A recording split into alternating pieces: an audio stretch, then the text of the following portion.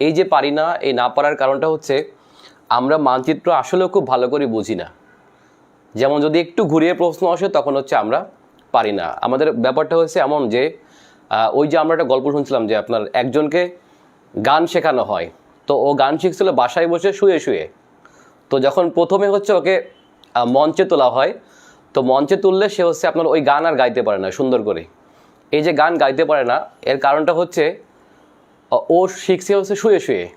তখন হচ্ছে ওকে আপনার যখন শুয়ে দেওয়া হয় তখন হচ্ছে ভালো করে গান গাইতে পারে, অর্থাৎ ও গানটা শিখছে শুয়ে শুয়ে। তো আমাদের ব্যাপারটা হচ্ছে আমরা ক্লাস এভাবে দেখে শিখছি, বা আমরা যে বই থেকে পড়ছি সেই বই থেকে যখন আমরা দেখি তখন হচ্ছে আমরা অ্যান্সার করতে পারি, বাট পরীক্ষার খাতায় যে হচ্ছে আমরা ঠিকমতো অ্যান্সার করতে পারি না। এটা হচ্ছে আমাদের সবথেকে বড় সমস্যা।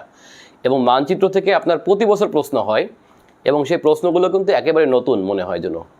সো এই বিষয়গুলো আমরা কয়েকটা বিষয় একটু দেখি। যেমন হচ্ছে 43তম বিসিএসে দেখেন প্রশ্ন আসছিল, কিছু কিছু কোশ্চেন আসছে যেগুলো হচ্ছে একেবারে আপনাকে কমন সেন্স দিয়ে বিচার করতে হবে। কমন সেন্স দিয়ে বিচার করতে হবে কি, সেগুলো হচ্ছে আপনার হয়তো কোনো বইয়ে ছিল না, অর্থাৎ প্রচলিত যে বইগুলো আমরা লিখি সেই বইগুলো হয়তো থাকে না, কারণ এগুলো হচ্ছে প্রশ্নপত্র যখন করেন একেবারে মনে যেটা আসে সেখান থেকে করেন, যে সব কিছু তো বই থেকে আসবে এমন কোনো কথা নেই, কারণ বিসিএসে কোনো সিলেবাস নেই, কিন্তু এটা একটা বড় সমস্যা। সো আমরা কয়েকটা প্রশ্ন দেখি। যেমন দেখেন এবছর প্রশ্ন আসছিল যে নিচের কোন উপজেলাটি সবচেয়ে নদী ভাঙ্গন প্রবণ। আচ্ছা, এই বিষয়টা কিন্তু আপনারা হয়তো বা কোনো বই থেকে কমন বাদেনি, আমি শিওর বলতে পারি যে এটা কোনো বই থেকে কমন আসেনি। এটা ছিল হচ্ছে আপনার শরীয়তপুরের নড়িয়া। এখন নড়িয়া যে অ্যান্সার হবে, এখন দেখেন বাংলাদেশের নদী ভাঙ্গন প্রবণ জেলা কোনগুলা, এটা হচ্ছে পদ্মা এবং হচ্ছে মেঘনার তীরবর্তী জেলাগুলো সব থেকে বেশি নদী ভাঙ্গন প্রবণ বলে আমরা জানি। আরেকটা আছে তিস্তা। এখন যেহেতু এখানে অপশনে যেগুলো আছে দেখেন আলমডাঙ্গা, নিকলি, বোয়ালমারি, এগুলো থেকে হচ্ছে আপনার নড়িয়া যেহেতু শরীয়তপুরে পড়ছে, আমরা বিভিন্ন পত্রিকায় দেখে থাকবো যে আপনার নড়িয়াতে প্রচুর পরিমাণে নদী ভাঙ্গন হয়। সুতরাং আমরা এখানে কমন সেন্স প্রয়োগ করে আমাকে করতে হবে। যেমন নিকলি হচ্ছে একটা হাওড়া অঞ্চল, সো এটা নদী ভাঙ্গন প্রবণ অঞ্চল না, আমরা বুঝতে পারি। বোয়ালমারি হচ্ছে আপনার মধুমতির তীরে, মধুমতি খুব বেশি ভাঙন প্রবণ নদী না কিন্তু, ঠিক আছে। আলমডাঙ্গা এটা হচ্ছে চুয়াডাঙ্গার দিকে, আমরা বুঝতেই পারি যে ওই অঞ্চলটায় যশোর অঞ্চলটায় নদীর সংখ্যা কম, এবং নদী কম হলেও যে নদীগুলো আছে এগুলো কিন্তু আপনার খুব ভাঙন প্রবণ না, কারণ নদীগুলো এখানে একেবারে মরা। সুতরাং ওই অঞ্চলটা নদী ভাঙন প্রবণ হতে পারে না। তো হতে পারে কোনটা, ধর নড়িয়াটা কোথায় অবস্থিত, শরীয়তপুরে। সো এই ধরনের কোশ্চেন কিন্তু আমাকে কমন সেন্স প্রয়োগ করে অ্যান্সার দিতে হবে। আচ্ছা, আরেকটা বিষয় দেখেন যে প্রশ্ন আসছিল সোয়াস অফ নো গ্রাউন্ড কি। সোয়াস অফ নো গ্রাউন্ড ছিল হচ্ছে বঙ্গোপসাগরের একটি গভীর খাত। আমরা কিন্তু এটা পড়ছি যে সোয়াস অফ নো গ্রাউন্ড হচ্ছে আপনার এই যে পটুয়াখালী দক্ষিণে, ধরেন এটা যদি পটুয়াখালী হয়, ওকে, পটুয়াখালী থেকে দক্ষিণ দিকে একটা সমুদ্রের খাদ। এখন আমরা পড়ছি সমুদ্রের খাদ, ধরেন এই জায়গাটা হচ্ছে সোয়াস অফ নো গ্রাউন্ড, আমরা এটা পড়ছি সমুদ্রের খাত হিসেবে, কিন্তু পরীক্ষায় প্রশ্ন আসছে কীভাবে, যেটা হচ্ছে একটা সাবমেরিন ক্যানিয়ন মানে কিন্তু খাত। এখন এই যে এটা যে সাবমেরিন ক্যানিয়নটা কি, এটা কিন্তু আমরা না বুঝলে সেটা কিন্তু আমরা অ্যান্সার করতে পারবো না। সো আমাকে একটু বুঝে পড়তে হবে। যেমন দেখেন আমরা যদি বলি বাল্টিক সাগর, প্রশ্ন আসছিল এর আগের বিসিএসে বাল্টিক সাগর নিয়ে। আচ্ছা, আমরা বলি যে বাল্টিক অঞ্চলের দেশ কয়টা, 3টা বলি আমরা, ওকে। ধরেন এটা বাল্টিক সাগর যদি হয়, ধরলাম এটা হচ্ছে বাল্টিক সাগর, ওকে। এখন বাল্টিক সাগরের তীরবর্তী দেশ বলতে আমরা বাল্টিক অঞ্চল পড়ি, আমরা কিভাবে পড়ি, এল দিয়া, ELL। আমরা এল দিয়া সূত্র মনে রাখি যে এল হচ্ছে বাল্টিক অঞ্চল, এল এ দিয়া এল, ইতে হচ্ছে আপনার এস্তোনিয়া, এল এ হচ্ছে লাটভিয়া, আর পরের এলটা হচ্ছে আপনার লিথুয়ানিয়া।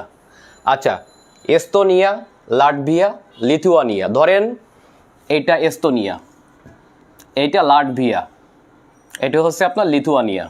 এখন এখানে আমরা 3টি দেশ পাইলাম, বাল্টিক সাগর এটা গোল একটা সাগর, তার তীরে 3টা দেশ আমরা পড়ি, এস্তোনিয়া, লাটভিয়া, লিথুয়ানিয়া। দেখছেন খেয়াল করে। এখন পরীক্ষায় আমরা ওই সেই গল্পের মতো করে আমরা পড়ছি শুধুমাত্র এই 3টা। এখন যখন প্রশ্নে এই 3টার একটাও নেই, ওকে, এই 3টার একটাও নেই, পাশে আছে কি পোল্যান্ড, ধরেন এই দেশটার নাম হচ্ছে পোল্যান্ড। আচ্ছা, এখন আমাকে এখানে কিন্তু কমন সেন্স প্রয়োগ করতে হবে, কারণ আমরা পড়ছি এই 3টা, পরীক্ষায় এই তিনটার একটা অপশনে নেই। এখন এই পাশে আছে পোল্যান্ড, ধরেন এই পাশে আছে সুইডেন, এ পাশে আছে ফিনল্যান্ড। এখন যেহেতু এইগুলো আমরা এগুলোকে পড়ি নাই, বাট তারপরেও কিন্তু অপশনে যেহেতু এস্তোনিয়া, লিথুনিয়া, লাটভিয়া নেই, তখন অপশনে যেহেতু পোল্যান্ড আছে, তখন আমাকে কমন সেন্স প্রয়োগ করে কিন্তু এখানে পোল্যান্ড অ্যান্সার দিতে হবে। এই পোল্যান্ড এটা কিন্তু আমাকে বোঝার বিষয় আসলে। আমি যতক্ষণ মানচিত্র না বুঝবো ততক্ষণ কিন্তু আমাকে এই অ্যান্সার আমি করতে পারবো না। বুঝতে পারছি কিনা আমরা? সো আমাকে কমন সেন্স প্রয়োগ করতে হবে, এবং এই কারণে হচ্ছে আমাদের মানচিত্র বোঝাটা খুবই জরুরি। আপনি যদি একটা দেশের ভূগোল বুঝতে চান, বা আপনাকে ভূগোল বুঝতে হলে আপনাকে মানচিত্র অবশ্যই বুঝতে হবে। শুধুমাত্র ভূগোল না, আপনাকে রাজনীতির অনেক বিষয় আপনাকে বুঝতে হলে আপনাকে মানচিত্র বুঝলে একেবারে সোজা হয়ে যাবে। ধরেন জিসিসি যদি আমরা বলি, গালফ কোঅপারেশন কাউন্সিল, ওকে। এখন গালফ কোঅপারেশন কাউন্সিল বা জিসিসি এটা হচ্ছে আপনার উপসাগরীয় দেশগুলোর একটা জোটের নাম হচ্ছে আপনার কি? জিসিসি, ওকে, উপসাগরীয় দেশগুলা। আচ্ছা, আমি একটু ওই মানচিত্রে পরে আসবো, বৈশ্বিক মানচিত্রে। আমি একটু আজকে বাংলাদেশের মানচিত্রটা আমরা একটু দেখি, যেহেতু বাংলাদেশ দিয়ে শুরু করছিলাম, এটা মুছতে যেহেতু এখন কষ্ট হবে আবার আঁকতে, আমরা একটু বাংলাদেশের মানচিত্রটা প্রাথমিকভাবে দেখি। আচ্ছা, আপনারা দেখতে পাচ্ছেন এটা হচ্ছে বাংলাদেশের মানচিত্র। মোটামুটি হয়েছে, একেবারে এক্স্যাক্ট আঁকা সম্ভব না একেবারে। তো এইটা যদি বাংলাদেশের মানচিত্র হয়, আপনাদের কাছে আমার কোশ্চেন যে এই মানচিত্রটা, এই যে মানচিত্রের আকারটা আপনারা দেখতে পাচ্ছেন, এই মানচিত্রের আকারটা আমরা কত সালে পাই? মানে এটাকে আমরা 1971 সালে পাইছি নাকি 1947 সালে পাই? এটা একটু আপনার কমেন্টে জানান। এই যে আকারটা আমরা বর্তমানে দেখতেছি, এটা কিন্তু আমরা কত সালে পাই? 47 সালে নাকি 1971 সালে? এটা একটু আপনারা কমেন্ট করুন, দেখি আমাদের কমন সেন্স কি বলে। আচ্ছা, মানচিত্রের বর্তমান আকারটা আমরা কত সালে পাই?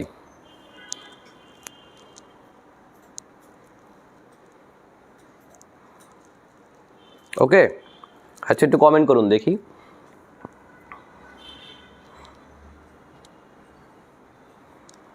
আচ্ছা, একটু বলে রাখা দরকার। দেখেন, এই যে মানচিত্রের আকারটা আমরা দেখতে পাচ্ছি, এটা কিন্তু আমরা 1971 সালে পাইনি, এটা আমরা 1947 সালে পেয়ে গেছি। আচ্ছা, কেন আমরা 47 সালে পেয়েছি? এর কারণটা হলো, আরেকটু আপনারা যারা যুক্ত আছেন এই মুহূর্তে, আপনারা ক্লাসটি একটু শেয়ার দেন, শেয়ার দিলে ভালো হয়। এটা কি সোজা হয়েছে? এখন ক্লাসটা বাঁকা দেখতেছি কেন?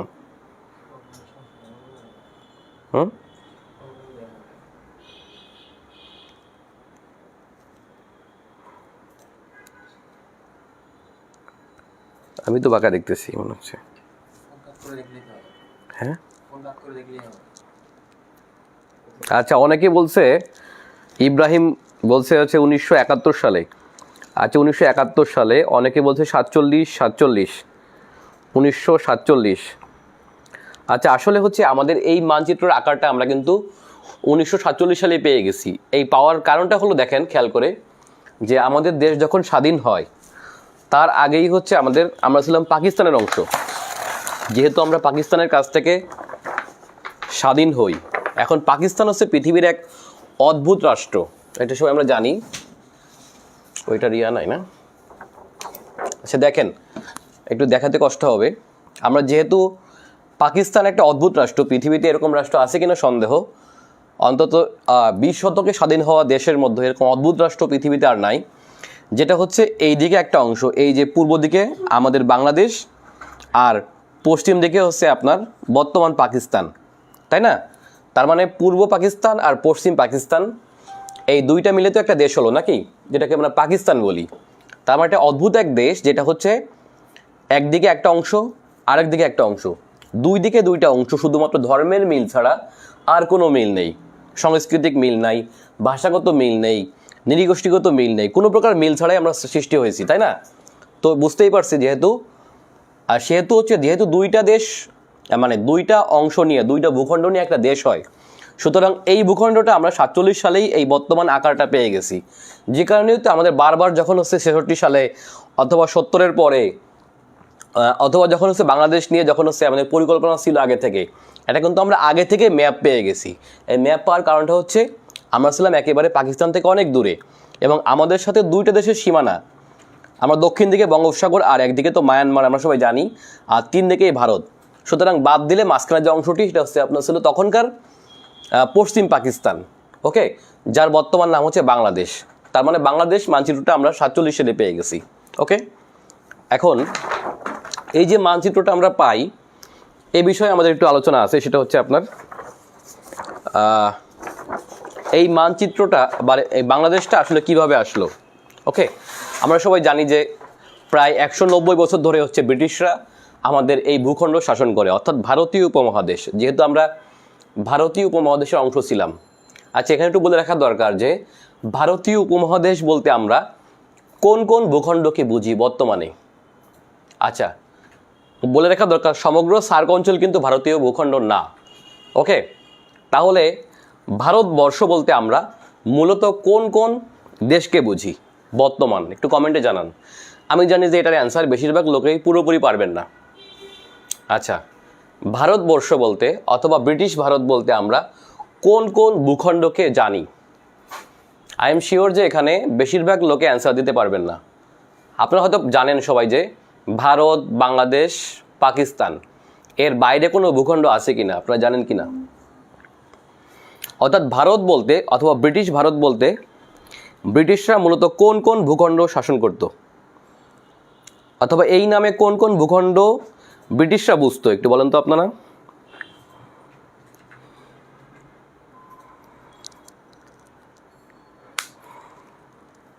আচ্ছা, অনেকে বলছে ভুটান। আচ্ছা, ভুটান না, শিওর ভুটান না। নেপাল, ভুটান এটা কিন্তু ভারতবর্ষের অংশ না, এটা মনে রাখা দরকার। ভারতবর্ষ বলতে আমরা মূলত কোন কোন ভূখণ্ডকে বুঝি? আচ্ছা, ভুটান বলছেন যারা, ভুটান না, নেপালও না, আফগানিস্তানও না।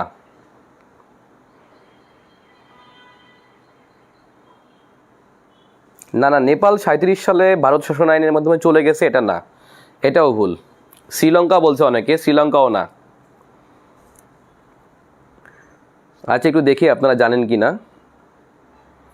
ব্রিটিশ ইন্ডিয়া নামে ব্রিটিশরা মূলত কোন কোন ভূখণ্ড শাসন করত, মানে কোন কোন ভূখণ্ডকে বুঝতো ব্রিটিশরা, অথবা আমরাও এখন কোন কোন ভূখণ্ডকে বুঝি, ওকে। আচ্ছা, আমরা একটু জানি না, সবাই ক্লিয়ার জানি না আর কি, ওকে। আচ্ছা, একটু বলে রাখা দরকার যে ভারতবর্ষ বলতে অথবা ব্রিটিশ ইন্ডিয়া বলতে ব্রিটিশরা মূলত কোন কোন অঞ্চলকে বুঝাইতো।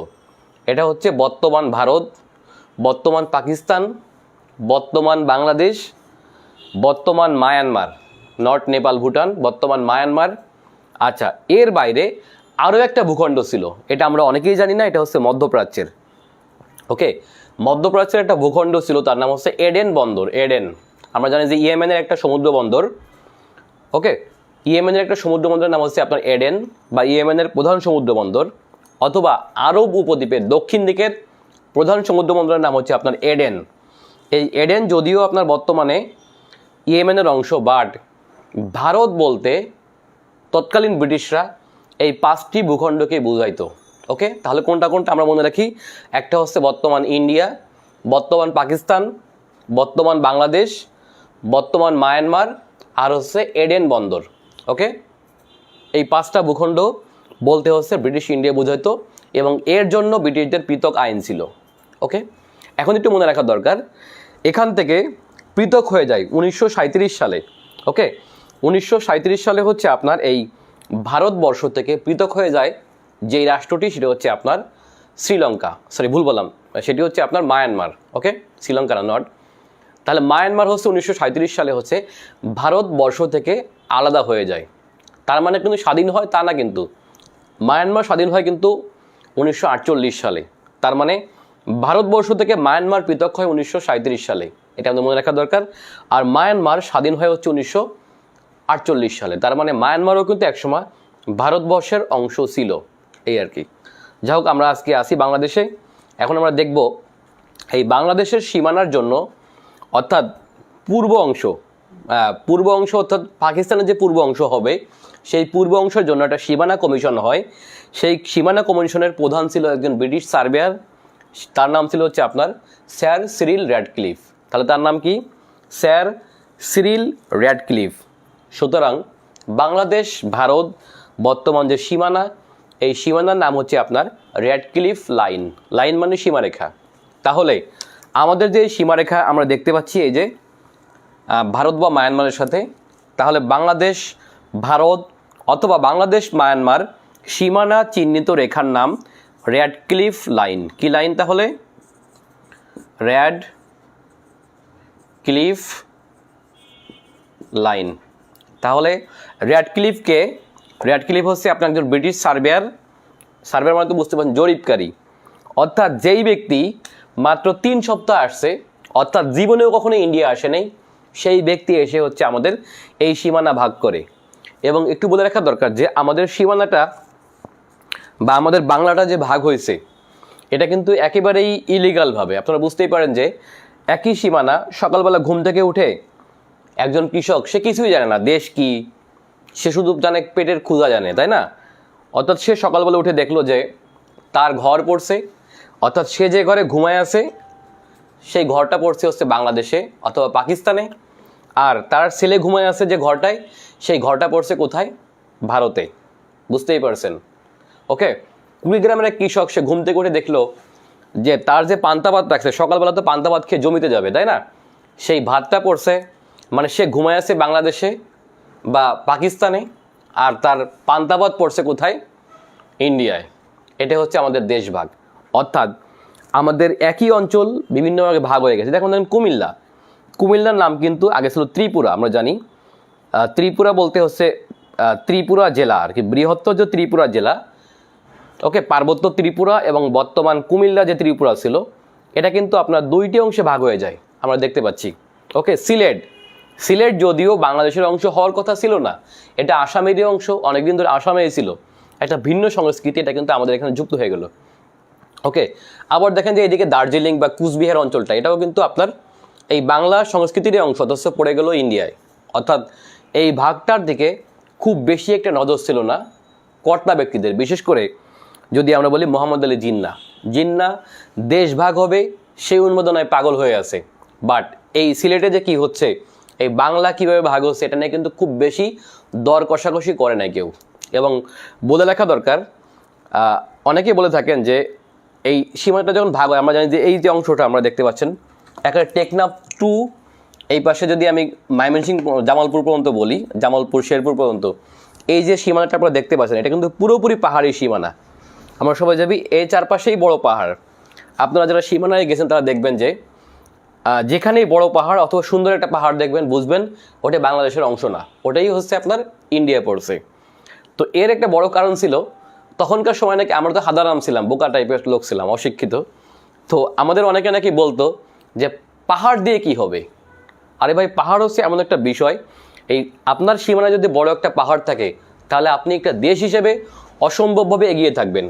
যুদ্ধ বলেন, প্রতিরক্ষা বলেন, সব দিকে আপনার একটা ন্যাচারালি হচ্ছে আপনাকে একটা সাপোর্ট দিবে। যেমন দেখেন যে ইন্ডিয়া চায়না সীমান্তে যদি বড় পাহাড় না থাকতো, অথবা ইন্ডিয়া পাকিস্তান সীমান্তে যদি বড় পাহাড় না থাকতো, তাহলে কিন্তু আপনার যুদ্ধ বাদ তো রেগুলার। এটা এত উঁচু পাহাড় বা পর্বত দ্বারা আবৃত, যে কারণে হচ্ছে এখানে হচ্ছে অটোমেটেড হচ্ছে এখানে প্রতিরক্ষার হিসেবে কাজ করে। কিসে কাজ করে? পাহাড়, বড় নদী, এগুলো আপনার বড় ধরনের অ্যাডভান্টেজ সীমানায়। তো যখন হচ্ছে আমাদের সীমানাটা ভাগ হয়, তখন নাকি সবাই বলতো যে কি বোকা, পাহাড় দিয়ে করবে কি, পাহাড়ে আবার কিছু হয় নাকি, পাহাড়ে না হয় ফসল, না হয় কিছু। কিন্তু আমরা সবাই জানি যে পণ্ডিত জওহরলাল নেহেরু, উনি কিন্তু অনেক ভালো বুঝতো, ভূগোল বুঝতো। সুতরাং উনি বুঝলেন যে সব জায়গা থেকে আমরা পাহাড় নিব, উঁচু পাহাড়টা আমাদের, তার মানে অটোমেটেড হচ্ছে আপনার প্রতিরক্ষা হিসেবে একটা সুবিধা পাবে। এই সুবিধাটা কিন্তু আপনার ইন্ডিয়ানরা এখন পেয়ে থাকে। যা হোক, আমরা এই যে দর কষাকষির বিষয়টা কিন্তু আমরা খুব ভালো একটা বুঝি নাই। যা হোক, তো যে কারণে আমরা ঘুম থেকে উঠে দেখলাম যে আমাদের দেশের অর্ধেক নাই, এখান থেকে নাই, ওখান থেকে নাই, এভাবে হয়ে গেল আর কি। পুরো বাংলার মানুষ, একই সংস্কৃতির মানুষ, আমরা দুভাগে ভাগ হয়ে গেলাম। যদি ভাগ হতো, পুরো বাংলাটা যদি এক থাকতো, বাংলা ভাষাভাষী মানুষগুলো, তাহলে কিন্তু অনেক বেশি সুন্দর হতো। যা হোক, যেহেতু এটা বলে লাভ নেই। আবার দেখেন যে কয়েকটা বিষয় বলি, কিছু কিছু জায়গায় এসে সীমানা এমনভাবে ভাগ হয়েছে, যেমন এখানে এসে যদি আমরা দেখি, সিলেটে এসে আপনারা জানেন যে করিমগঞ্জ সিলেটের একটা উপজেলা আছে সম্ভবত করিমগঞ্জ, ঠিক বলছি আমি নাকি? ও না, আসামের একটা জেলার নাম হচ্ছে আপনার করিমগঞ্জ, আর সিলেটের একটা উপজেলা আছে জকিগঞ্জ। জকিগঞ্জে অনেকে থেকে থাকবেন এখানে, এরা জানেন যে আপনার জকিগঞ্জ এটা কিন্তু সিলেট জেলার অংশ ছিল না, এটা ছিল মূলত হচ্ছে করিমগঞ্জ জেলা। বর্তমানে আসামের এই সীমানায় আছে একটা জেলা করিমগঞ্জ, এই করিমগঞ্জেরই একটা উপজেলা হচ্ছে আপনার জকিগঞ্জ। এটা কিন্তু নদীর এই পারে পড়ার কারণে আমাদের বাংলাদেশেই পড়ছে। যাই হোক, এরকম অনেক ভাগ হয়ে গেছে, আত্মীয় স্বজন সকালবেলা উঠে দেখে যে আরেকটা দেশে পড়ে গেছি। যা হোক, এই যে যিনি ভাগ করলেন তিনি হচ্ছেন সিরিল র্যাডক্লিফ। আপনারা যারা সিনেমা দেখছেন, সিনেমাটা রাজকাহিনী, এটা দেখে থাকবেন যে আপনার রাজকাহিনী সিনেমায় হচ্ছে দিনাজপুরের দেবীগঞ্জের একটা বাড়ি ভাগ নিয়ে একটা হয়। বাড়িটাই হচ্ছে আপনার এই দেশভাগ, মানে শুধুমাত্র দেশভাগ হিসেবে দেখলেই হবে না, দেশভাগ মানে মানুষের অনেক কিছু ভাগ হয়ে যাচ্ছে একবারে, তাই না?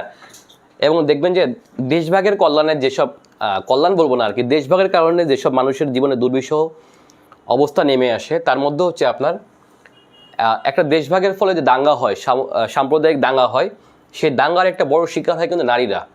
এবং সেই নারীরা হচ্ছে আশ্রিত হয় একটা বাড়িতে, সেই বাড়িটা হচ্ছে আপনার ছিল দেবীগঞ্জে। এবং সেই বাড়িটা হচ্ছে এমন একটা সীমানায় যেখানে হচ্ছে দুই দেশের, মানে হচ্ছে দেশভঙ্গের হুজুকে যেসব ধর্ষণের শিকার হচ্ছে নারীরা, অর্থাৎ এখানকার হিন্দুরা, এদিকের মুসলমানরা, সব জায়গায় কিন্তু হয়েছে, এটা কিন্তু অস্বীকার করলে হবে না। প্রত্যেকটা দেশভঙ্গের এই ধরনের ঘটনা ঘটে থাকে। পৃথিবীতে যে আমরা খুব সভ্য হয়ে গেছি এরকম কিন্তু না, এখনও এরকম ঘটে থাকে। আপনারা জানেন যে পৃথিবীর একটা সভ্য জাতি, যদি আমি বলি পৃথিবীর একটা সভ্য জাতি হচ্ছে জাপানিজরা, ঠিক না?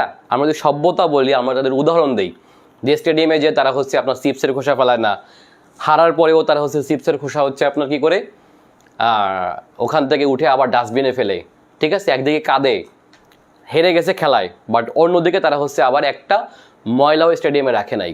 কিন্তু এই যে সভ্যতার গল্প আমরা শুনি প্রযুক্তির কল্যাণে, কিন্তু এদের কিন্তু একটা কালো অধ্যায়ও আছে। আপনারা জানেন যে কয়েকটা যুদ্ধ হয় জাপানের সাথে চায়নার, এবং 3টা যুদ্ধ আমরা বড় যুদ্ধ জানি, এবং প্রত্যেকটা যুদ্ধে কিন্তু জাপান চাইনিজদেরকে প্রচণ্ডভাবে অত্যাচার করছে। এবং শুধুমাত্র অত্যাচার বললে হবে না, নানকিং যুদ্ধ যেটাকে বলা হয়, এই নানকিং ওয়ারে এসে কিন্তু আপনার জাপানিজরা প্রচুর পরিমাণে ধর্ষণ করে চাইনিজ নারীদেরকে, এবং জানি আমরা কয়েক লক্ষ নারী ধর্ষিত হয়। এবং এখানে কিন্তু সরাসরি জাপানিজ জেনারেলরা হচ্ছে এখানে নির্দেশ দেয় ধর্ষণের জন্য। সো দেশভঙ্গের হুজুকে হচ্ছে আপনার আমাদের দেবীগঞ্জের একটা কাহিনী নিয়ে হচ্ছে আপনার রাজকাহিনী সিনেমা, আপনারা দেখে থাকবেন। সেখানে হচ্ছে আপনার, এবং সেখানে হচ্ছে এই বাড়িটা পড়ছে দেবীগঞ্জের একেবারে সীমানায়। এখন র্যাডক্লিফ সাহেবের সীমানা, র্যাডক্লিফের হুকুম বুঝতেই পারছেন, যেভাবে বলছে ম্যাপে যেভাবে এঁকে দিছে সেভাবেই হবে। এটা নিয়ে হচ্ছে আপনার রাজকাহিনী সিনেমাটা। এবং এখানে আশ্রিত হয় কিছু নারী যারা হচ্ছে ধর্ষণের শিকার হয়েছে, তাদের পরিবার তাকে স্বীকার করে না। এটা বাংলাদেশ থেকেও গেছে বা এখান থেকে ভারত থেকেও আসছে। এখন এদের কোনো ধর্ম নেই, ধর্ম মানে কেন নেই দেখেন হিসাব করে, তাদের পরিবার তাদের স্বীকার করতেছে না। এখন দেশভঙ্গের জন্য তারা ধর্ষণের শিকার হয়েছে, তার জন্য কিন্তু তারা দায়ী না, বাট তারপরেও তাদের পরিবার তাদেরকে নিচ্ছে না, স্বামী, বাবা, ভাই, তার পরিবার, তার সমাজ তাকে অ্যাকসেপ্ট করতেছে না। বা সেরকম একটা কাহিনী নিয়ে হচ্ছে আপনার এই সিনেমাটা আমরা দেখছি। এবং দেখেন যে লাস্ট পর্যন্ত আমরা এই সিনেমায় দেখলাম কি হলো, যে সেই মানুষগুলো হচ্ছে এই বাড়ি ভিটে ছেড়ে যাবে না, কারণ তাদের সেখানে একটা সৃষ্টি হয়েছে, বন্ধন, সেই বন্ধনটা পরিবারের থেকে ভালো, ওকে, তারা যাবে না। বাট তারপরও র্যাডক্লিফের হুকুম হচ্ছে যে কোনোভাবে র্যাডক্লিফের হুকুম অমান্য হবে না, এই সীমানাটা এখান থেকে বেঁকেও যাবে না, ওকে, এদিক থেকে বেঁকেও যাবে না, সীমানা যেভাবে বলছে র্যাডক্লিফ সাহেব যেভাবে অন্ধকারে এঁকে রাখছে ওভাবেই সীমানা যাবে। এবং সেভাবে সীমানা গেল, এবং সেখানে লাস্ট পর্যন্ত যখন তারা বাড়ি থেকে উচ্ছেদ না হয়, তখন এই বাড়িটা হচ্ছে কী করলো, জ্বালিয়ে দিল, এবং আমরা দেখলাম যে অনেকগুলো মানুষ পুড়ে গেল সেখানে, ওকে, এবং লাস্ট পর্যন্ত এখান থেকে সীমানা উঠল। এটাই ছিল হচ্ছে র্যাডক্লিফের হুকুম। এবং সেই হুকুমে আমরা দেখছি সকালবেলা উঠে কিছু লোকের ভাগ্য কি হয়ে গেল দেখেন খেয়াল করে, কিছু লোকের ভাগ্য এই যেটা ভূখণ্ড আমরা দেখতে পাচ্ছি বাংলাদেশের মধ্যখানে, ওকে, আবার দেখেন এই যেটা ভূখণ্ড আমরা দেখতে পাচ্ছি ইন্ডিয়ার মধ্যখানে। মজার ব্যাপার হলো সকালবেলা উঠে এই লোকগুলো বন্দী হয়ে গেল, একেবারে কৃষক লোক, অশিক্ষিত লোকগুলো এখানে হচ্ছে কি হলো, বন্দী হয়ে গেল। কীভাবে বন্দী হয়ে গেল? তারা ঘুম থেকে উঠে দেখলো যে আমরা দুই দেশে পড়ে গেছি। এখন দেখেন বাংলাদেশের মধ্যখানে যেই ব্যক্তি আপনি দেখতে পাচ্ছেন, যে ভূখণ্ডটা, এই ভূখণ্ডের মালিক কে হলো? ইন্ডিয়া। আবার দেখেন যে ইন্ডিয়ার মাঝখানে যে ভূখণ্ড আপনি দেখতে পাচ্ছেন, এই ভূখণ্ডের চারপাশ থেকে ইন্ডিয়া, অথচ এই ভূখণ্ডের মানুষগুলো বাংলাদেশের মানে নাগরিক বলে পরিচিত। এখন নাগরিক বলে পরিচিত হলেও নাগরিক সুবিধা কিন্তু তারা পায়নি সেই সময়। নাগরিক সুবিধা পায়নি কেন? কারণ দেখেন ইচ্ছে করলেই দেশে আসতে পারতেছে না। এই যে অদ্ভুত এক ভাগ, এই ভাগটার নাম হচ্ছে আপনার বলা হয় ছিটমহল। আমরা জানি যে এটাকে বলা হয় ছিটমহল। এই যে ছিটমহল সমস্যাটা, এটা কিন্তু র্যাডক্লিফ সাহেব ইচ্ছে করলে সমাধান করতে পারতো, বাট করে নাই। অথবা আমাদের কোনো কর্তা ব্যক্তি কিন্তু এটা বলে নাই যে এটাকে সমাধান হওয়া দরকার ছিল। এখন আপনারা জানেন যে এই ঝামেলাটা কেন হলো। এটা হওয়ার কারণ ছিল হচ্ছে আপনার তখনকার সময় আপনার এইখানে হচ্ছে দুইটা ছিল, স্টেট ছিল আর কি। আপনারা জানেন যে জমিদারি প্রথা ছিল একটা সময় এখানে। ওকে, এই জমিদারি প্রথার কারণে ঝামেলাগুলো সৃষ্টি হলো।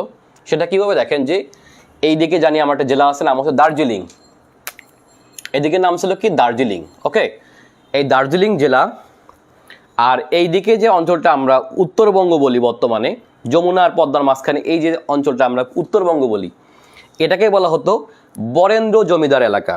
ওকে, এখন দেখেন যে বরেন্দ্র জমিদারের অনেক জমি ছিল এই বর্তমান ভারতের অংশ। এই জমিগুলো ছিল হচ্ছে আপনার বর্তমান বরেন্দ্র স্টেটের আন্ডারে।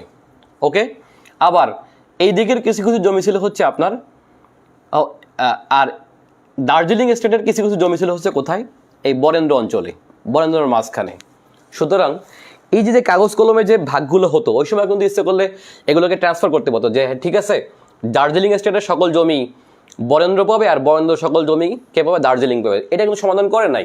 সমাধান না করে যখন হচ্ছে আইন করে দিছে যে দার্জিলিং কোথায় পড়বে? দার্জিলিং পড়বে হচ্ছে আপনার ইন্ডিয়ায়। আর এই যে বরেন্দ্র অঞ্চল, বর্তমান রংপুর, বর্তমান বগুড়া, এটা কোথায় পড়বে? এটা পড়বে হচ্ছে আপনার পাকিস্তানে। আর তখনই হচ্ছে আপনার এই যে দার্জিলিং স্টেটের লোকগুলা, এরা কিন্তু আপনার এখানে এসে বন্দী হয়ে গেল। এবং বন্দী হয়ে গেল মানে হচ্ছে এই যে অদ্ভুত ভাগটা, এই ভাগটার নাম হচ্ছে আপনার ছিটমহল। তার মানে এটাও কিন্তু সমাধান হয়নি। সো আমাদের এই সীমানাটা কিন্তু আপনার বেশ জটিল ছিল। যাও বর্তমানে আমরা খুবই সুক্রিয়া যে আমাদের প্রধানমন্ত্রী শেখ হাসিনা তার আমলে হচ্ছে এটা হচ্ছে আপনার সমাধান হয়, এবং দীর্ঘদিন ঝুলে থাকা একটা বিষয় হচ্ছে সমাধান হয়। কূটনৈতিকভাবে এটা সমাধান হয়েছে দুই দেশেরই, এবং দেখেন যে এক প্রকার আমরা কিন্তু লাভবান হয়েছি। ইন্ডিয়ার থেকে আমরা অনেক বেশি লাভবান হয়েছি, কারণ আমাদের ভূখণ্ড ছিল কম। ওকে, এই অঞ্চলে, আর ওদের ভূখণ্ড ছিল আমাদের এদিকে বেশি। যাই হোক, আমরা কিন্তু এখানে বেশি পাইছি। যাই হোক, এটা যদি কেউ কোনোভাবে কম পেতাম তাহলে তো অবশ্যই অনেকে বলতো যে ইন্ডিয়ার দালাল হয়ে গেছে। যাই হোক, আমরা কিন্তু এটা সফল এখানে এসে। যাই হোক, র্যাডক্লিফের সেই সমাধান কিন্তু সমাধান হলো, সেই সমস্যার সমাধান হলো 2015 সালে এসে শেখ হাসিনার আমলে। যাই হোক, এই যে সীমানাটা আমরা দেখতে পাচ্ছি। আচ্ছা, আপনারা এমনি যে কথাগুলো সবাই জানেন, ও আরেকটু বলে রাখা দরকার যে আমাদের মানচিত্র প্রথম যে ব্যক্তি আঁকে তার নামটা কি? আচ্ছা, আমাদের মানচিত্র বর্তমান যে আঁকাটা আপনারা দেখতে পাচ্ছেন, আমিও যেখানে আঁকছি ঠিক এভাবে করে প্রথম যিনি আঁকেন সেই ব্যক্তিটার নাম হচ্ছে আপনার মেজর জেমস রেনেল। আসলে আমার মতো আঁকেনি, তারা হচ্ছে মানচিত্র বর্তমান আকারটা দিছে। সেই ব্যক্তির নাম হচ্ছে কি? Major James Rennell. দেখা যাচ্ছে কিনা দেখেন তো। মেজর জেমস রেনেল, ইনি হলেন মানচিত্রটা প্রথম আঁকেন। ওকে, আচ্ছা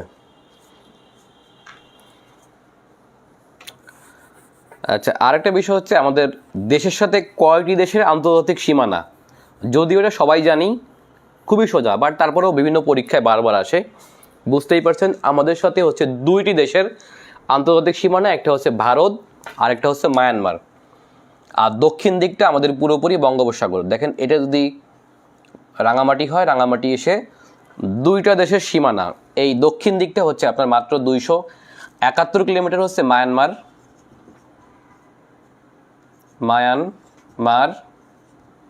আচ্ছা, আর আমাদের তিন দিকেই ভারত। এইদিকে ভারত, এইদিকেও ভারত, এইদিকে পশ্চিম দিকে পুরোটাই ভারত, এটা সবাই আমরা জানি। আর দক্ষিণে হচ্ছে বঙ্গোপসাগর, এটা আমরা সবাই জানি।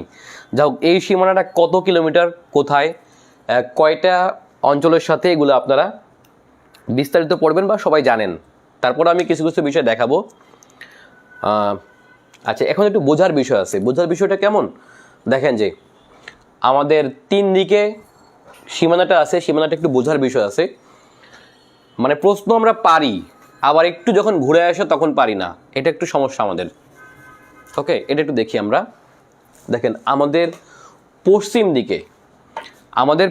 দিকের পুরোটাই পশ্চিমবঙ্গ, বুঝতে পারছেন, এখান থেকে পুরোটাই পশ্চিমবঙ্গ।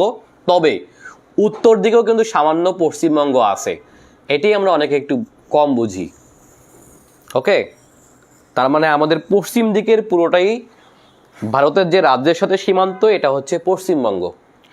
ওকে, এবং বাংলাদেশের সাথে সবথেকে দীর্ঘতম সীমান্ত ভারতের পশ্চিমবঙ্গের সাথে, এটা আমরা সবাই জানি। আচ্ছা, তাহলে পশ্চিমবঙ্গ বাংলাদেশের কোন দিকে, এটা যদি প্রশ্ন করা হয় তাহলে অ্যান্সার এখানে আপনার 2টা হবে। আচ্ছা, মনে রাখবেন যে পশ্চিমবঙ্গ বাংলাদেশের পশ্চিমে এবং উত্তর দিকে সামান্য অংশ। ওকে, তাহলে পশ্চিমবঙ্গ বাংলাদেশের পশ্চিমে এবং উত্তরে সামান্য অংশ আছে, কিন্তু এটা আমাদের মনে রাখা দরকার। আচ্ছা, এবার আমরা যে রাজ্যটা দেখব সেটা হচ্ছে আসাম। আসামটাও কিন্তু আমাদের, দেখেন আসামটা মনে রাখবেন উত্তর দিকে, যেখানে পশ্চিমবঙ্গ শেষ, ভুটানের সীমান্ত, এরপরে আমাদের সিলেট আছে, সিলেটের আবার দক্ষিণ দিক পর্যন্ত গেছে হচ্ছে আপনার আসাম। এটা হচ্ছে আসাম। ওকে, বাট আসামের মাঝখান থেকে এখানে আরেকটা রাজ্যের সীমান্ত আছে, সেটি হচ্ছে মেঘালয়, মনে রাখতে হবে। তাহলে আসামের পেটের মাঝে যে রাজ্যটা, সেটি হচ্ছে আপনার মেঘালয়। তাহলে আসাম বাংলাদেশের কোন দিকে, দেখেন এটা একটু বোঝা দরকার। আসাম, আচ্ছা এটা হচ্ছে আসাম, দেখেন এইদিকে হয়েছে আসাম, তার মানে আসামের মাঝখান থেকে গেছে হচ্ছে মেঘালয়। তাহলে বাংলাদেশের উত্তর দিকে আসাম এবং মেঘালয় এবং পশ্চিমবঙ্গের কিছু অংশ। তাহলে বাংলাদেশের উত্তর দিকে ভারতের কোন কোন রাজ্য, 3টা রাজ্য মনে রাখবেন, আসাম, মেঘালয় এবং পশ্চিমবঙ্গের কিছু অংশ। তাহলে বাংলাদেশের উত্তর দিকে কি কি আছে, 3টা রাজ্য ভারতের, সেটা হচ্ছে আসাম, মেঘালয় এবং হচ্ছে পশ্চিমবঙ্গের কিছু অংশ। ওকে, এটা মনে রাখা দরকার। আচ্ছা, এবার আমরা দেখি আমাদের যে এই দিকে যে সীমানাটা আছে, দেখেন এই যদি কুমিল্লা হয়, কুমিল্লার নাম আমরা জানি যে 1960-এর আগে কুমিল্লার নাম ছিল ত্রিপুরা। এই কুমিল্লা লাগোয়া ভারতের যে সীমান্তটা আছে, ভারতের রাজ্যটা আছে ছোট একটা রাজ্য। আচ্ছা, এইটার নাম হচ্ছে আপনার ত্রিপুরা। এটার নাম হচ্ছে কি, ত্রিপুরা। আমরা জানি ত্রিপুরা কিন্তু একটা বাংলা ভাষাভাষী অঞ্চল। ওকে, আচ্ছা এখন এই ত্রিপুরা আর এইদিকে যে পার্বত্য চট্টগ্রাম মায়ানমার সীমান্ত আছে, এখান থেকে আসাম পর্যন্ত যে সীমান্তটা আছে যে রাজ্যের, সেই রাজ্যের নাম হচ্ছে মিজোরাম। তাহলে পার্বত্য চট্টগ্রাম থেকে সিলেট পর্যন্ত মাঝখানে ত্রিপুরা, দেখছেন গ্যাপে হচ্ছে ত্রিপুরাটা। এই যে সীমান্তটা দেখতে পাচ্ছি যে রাজ্যের, এটার নাম হচ্ছে আপনার মিজোরাম। তার মানে এখন আমরা দেখি বাংলাদেশের পূর্ব দিকে কি কি আছে। আচ্ছা, মনে রাখবেন যে বাংলাদেশের পূর্ব দিকে ভারতের 3টা রাজ্য, সেটা কি দেখেন, এই দিকে খেয়াল করে দেখেন, এটা হচ্ছে আসাম। দেখছেন এখানে এসে কিন্তু আপনার সিলেটের পরে মৌলভীবাজারের দিকে এসে এখানে আসামের কিছু অংশ পড়ছে, দেখছেন। এদিকে হচ্ছে 2টা জেলা আছে, করিমগঞ্জ এবং কাছাড়। ওকে, করিমগঞ্জ এবং কাছাড় এটা কিন্তু সাবেক সিলেট জেলার অংশ ছিল। সিলেট জেলা বলতে 47 সালের আগে যে শ্রীহট্ট ছিল, এই শ্রীহট্ট বা সিলেট অঞ্চল, এটার কিন্তু একটা অংশ ছিল। এই 2টা জেলা, করিমগঞ্জ এবং কাছাড় জেলা, এই 2টা কিন্তু আমাদের সিলেট বিভাগের দক্ষিণ দিকে পড়ছে। ওকে, তাহলে বাংলাদেশের পূর্ব দিকে ভারতের কোন কোন রাজ্য, মানে আমাদের সীমান্তবর্তী রাজ্য 3টা মনে রাখবেন, সেটা হচ্ছে আসামের কিছু অংশ, মিজোরাম আর হচ্ছে ত্রিপুরা। ওকে, ভারতের 3টা রাজ্য। আর বাংলাদেশের পূর্ব দক্ষিণ দিকে, অর্থাৎ পূর্ব দিকে বলতে পারেন, মায়ানমারের 2টা রাজ্য অবস্থিত। সেটা হচ্ছে কি কি দেখেন, পার্বত্য রাঙামাটি এবং পার্বত্য বান্দরবান, এই সীমান্তের সাথে মায়ানমারের 2টা রাজ্য আছে।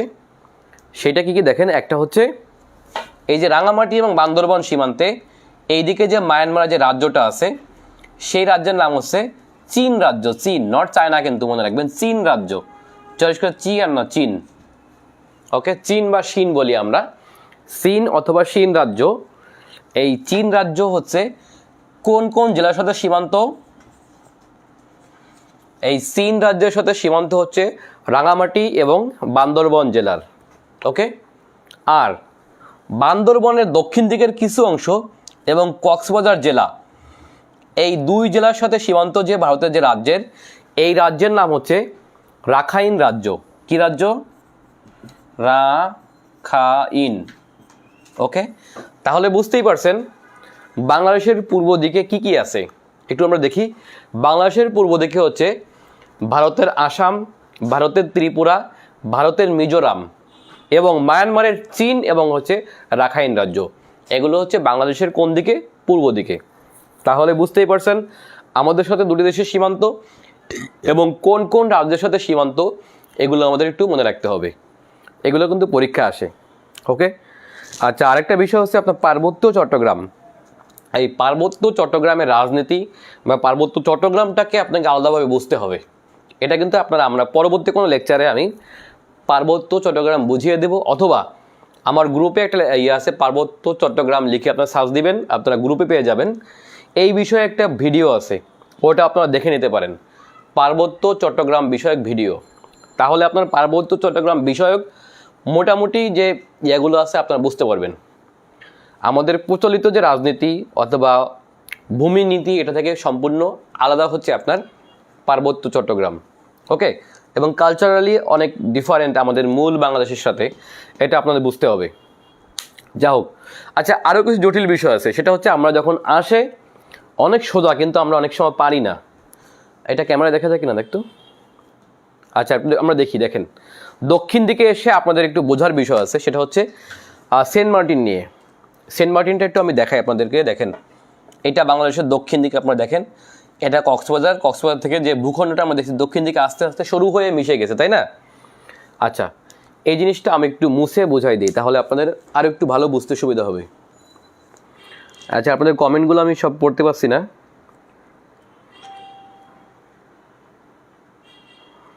ও আচ্ছা, আপনারা তো অনেকে জানেন যে আমি অলরেডি পেইড ব্যাচ শুরু করছি। আপনারা যারা ভর্তি হতে চান তারা এই আমার ব্যাচে ভর্তি হতে পারেন। আমরা মোট 80টির বেশি ক্লাস নিব, প্রায় 85টি ক্লাস নিব বলছি। কারণ দেখেন যে আমাদের এখন কিন্তু অনেক সময়, যদি ডিসেম্বরের প্রথম দিকে যদি সার্কুলার হয়, আমরা প্রায় 6-7 মাস 8 মাস সময় পাবো। এই 8 মাসের মধ্যে আমরা কিন্তু অনেক পড়ার সময় পাবো, কারণ এবার আমরা প্রথম থেকে শুরু করতেছি। এবং আশা রাখি যে এই গ্রুপের কল্যাণে আমরা এবার প্রায় 100 নম্বরের সিলেবাস আমি আপনাদের প্রায় কমপ্লিট করে দিব। প্রায় 100 নম্বর বলতে কি, দেখেন এখানে বাংলাদেশ আছে, আন্তর্জাতিক আছে, তারপরে হচ্ছে আপনার ভূগোল আছে, বাংলাদেশ আন্তর্জাতিক ভূগোল, প্রযুক্তি, এর পাশাপাশি হচ্ছে বাংলা সাহিত্য। এখন আপনারা বলতে পারেন যে বাংলা সাহিত্য নিয়ে আসলে আমি কি পড়াবো। আচ্ছা, এই বিষয়ে একটু বলি। দেখেন, আমি বাংলা সাহিত্যের নিয়ে আমার মোটামুটি পড়াশোনা ছোটোবেলা থেকে, একেবারে ভূগোল, বাংলা সাহিত্য, বাংলাদেশের রাজনীতি, এই বিষয় নিয়ে আমার মোটামুটি আগে থেকে পড়াশোনা। এবং বাংলা সাহিত্য মূলত আমি বিসিএসের জন্য পড়ছি এরকম না, বিষয়টা আমি মূলত আমার জানার জন্য পড়ছি। তো এই হিসেবে আপনার পশ্চিম বাংলা বা বাংলাদেশের যে সাহিত্য, এটা কিন্তু আমার মোটামুটি পড়া আছে। তো এই বিষয়ে আমি মনে করি যে আপনাদেরকে মোটামুটি 20 নম্বরের যেহেতু প্রশ্ন হয় বাংলা সাহিত্য থেকে, এখান থেকে 14-15 পাওয়া একেবারে সোজা, খুব বেশি কঠিন প্রশ্ন হয় না। কিন্তু জাস্ট হচ্ছে আমাদের একটু বোঝার বিষয়, অথবা কোথা থেকে প্রশ্ন হয়, কি প্রশ্ন হয়, এগুলো আমাদের একটু টেকনিক্যাল বিষয় আছে, এটা জানলে কিন্তু হয়। দেখেন, এই বছর প্রশ্ন আসছিল হচ্ছে জীবনানন্দ দাশের হচ্ছে উক্তি নিয়ে। ওকে, জীবনানন্দ দাশ কোন কথাটা বলছে, অথবা মুখ ঢেকে যায় বিজ্ঞাপনে, এটা শঙ্খ ঘোষের একটা কবিতার নাম। ওকে, আচ্ছা, এই বিষয়গুলো কিন্তু আপনার একেবারে রেয়ার, এটা কিন্তু আপনার ইচ্ছা করলেই পারেন না, অথবা আপনারা এটা গভীর থেকে প্রশ্ন হয়েছে, বা আমাদের প্রচলিত যে বইগুলো আছে এখানে কিন্তু এগুলো আপনি পাননি, বাট এগুলো পরীক্ষায় এসে থাকে।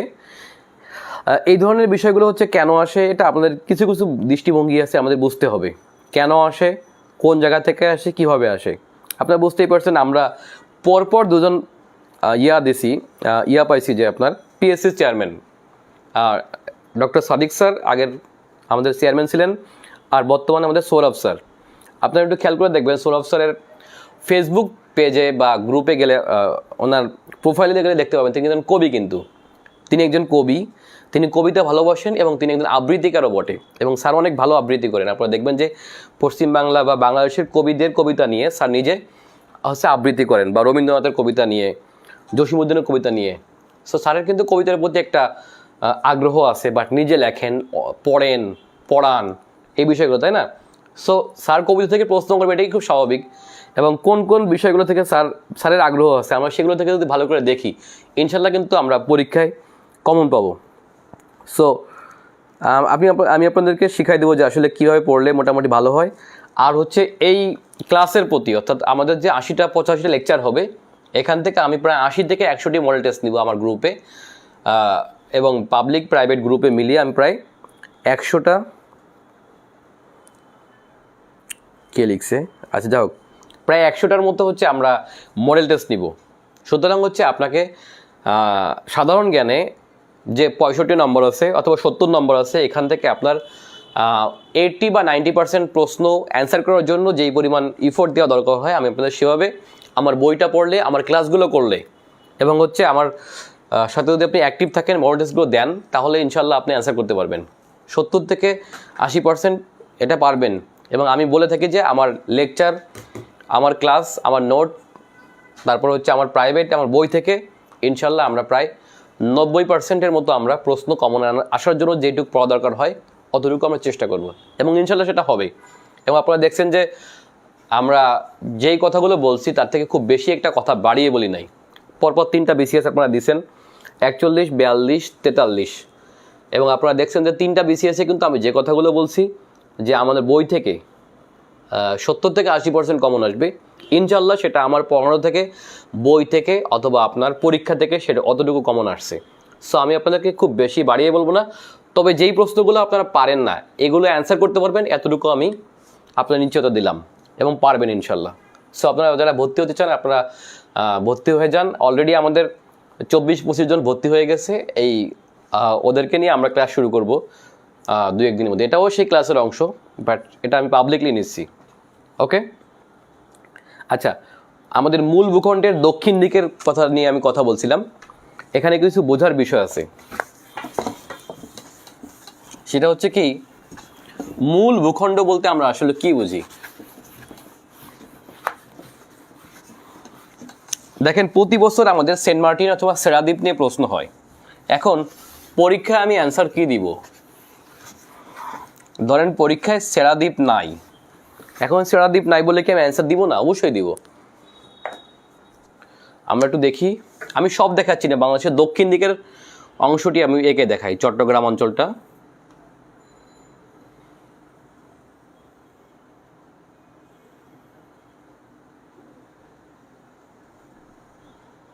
আমরা জানি যে আমাদের দক্ষিণ দিকটা সরু হয়ে গেছে, তাই না? সরু হয়ে গিয়ে আস্তে আস্তে সমুদ্রে মিশে গেছে। খুবই সুন্দর একটা ভূখণ্ড দক্ষিণ দিকটা। দেখেন, এটা যদি চট্টগ্রাম অঞ্চল হয় আর এটা যদি কক্সবাজার জেলা হয়, আমরা জানি যে নাফ নদী দ্বারা, নাফ নদী দিয়ে মায়ানমারের সাথে আমাদের সীমানা আলাদা হয়েছে, তাই না? এইটা নাফ নদী, ধরেন এটা মায়ানমার, আর এটা হলো নাফ নদী। ধরেন আমাদের সীমান্ত ঘেঁষা মায়ানমারের যে নদী, মায়ানমার বাংলাদেশ আন্তঃসীমান্ত নদী, এটা হচ্ছে নাফ নদী। ওকে, ধরেন এটা নাফ নদী। কিছু প্রবাহ আমি দেখাচ্ছি। আপনারা যারা সেন্ট মার্টিন গেছেন তারা জানেন যে এটা নাফ নদী, বাংলাদেশ মায়ানমার বর্ডারে একটা নদী। এটা ধরেন বাংলাদেশ মায়ানমারের বর্ডার। ওকে, আচ্ছা, এখন এই যে নাফ নদী যেখানে এসে বঙ্গোপসাগরে মিশছে, আর সেই জায়গাটা এসে হচ্ছে আমাদের সীমানাও শেষ হয়ে গেছে, তাই না? আচ্ছা, এখন আমাদের যে মূল ভূখণ্ড বলতে আমরা বুঝি হচ্ছে আমাদের যে বাংলাদেশের মানচিত্র আমরা দেখতে পাই, এটার সাথে অ্যাটাচ, যেটা আর কি অ্যাটাচ। দেখেন, সেন্ট মার্টিন কিন্তু আমাদের মূল ভূখণ্ডের সাথে অ্যাটাচ না, তাই না? এটা কোথায়? ধরেন এটা যদি আমাদের লাস্ট ভূখণ্ডের লাস্ট প্রান্ত হয়, এটা হচ্ছে লাস্ট প্রান্ত দক্ষিণ দিকে, টেকনাফের একেবারে লাস্ট যেখানে সমুদ্র মিশে গেছে, সেই জায়গাটা হচ্ছে আমাদের মূল ভূখণ্ডের সর্বদক্ষিণের স্থান। ওকে, এখন বাংলাদেশের সর্বদক্ষিণের স্থান কোনটা, এটা আমাদের একটু বোঝা দরকার। এই ধরেন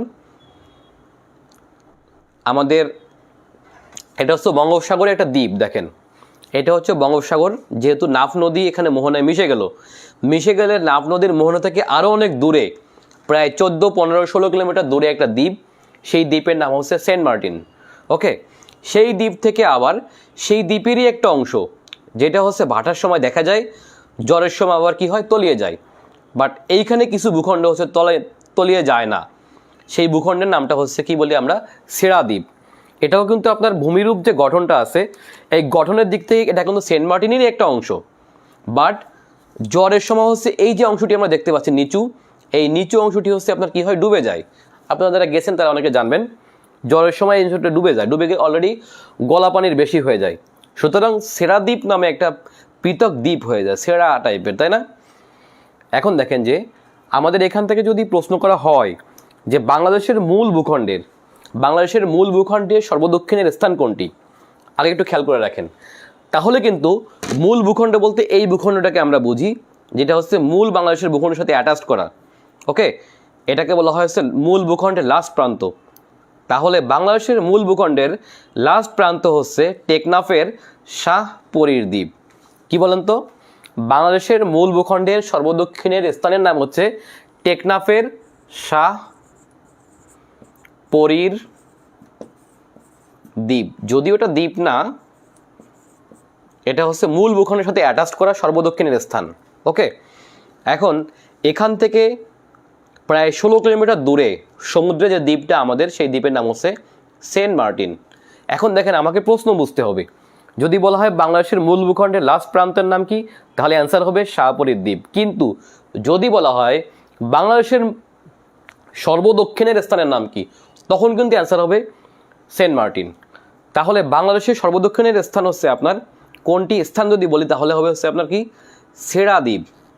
এখন সেরা দ্বীপ যদি পরীক্ষার অপশনে না থাকে, তখন কিন্তু অ্যান্সার হয়ে যাবে কি, সেন্ট মার্টিনস।